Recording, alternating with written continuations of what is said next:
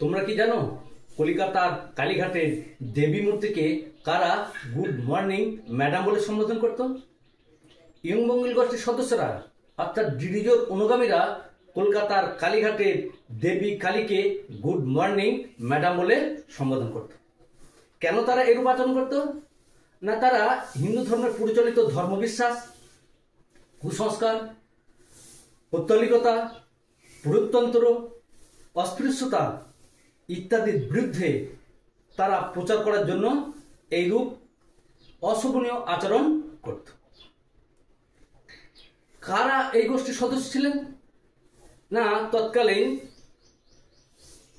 কৃষ্ণমোহন বন্দ্যোপাধ্যায়, রসিকৃষ্ণ মল্লিক, রামগোপাল ঘোষ, রামতনু লাহিড়ী, প্যারীচাঁদ মিত্র,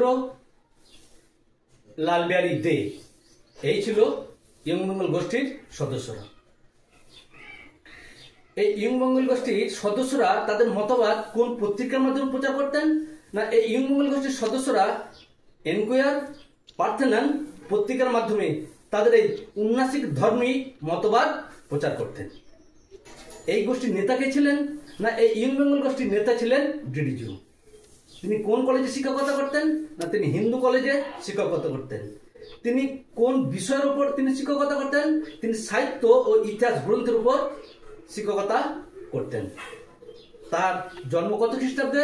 না, 1809 খ্রিস্টাব্দে তার জন্ম। তার মৃত্যু 1831 খ্রিস্টাব্দে তিনি মৃত্যুবরণ করেন।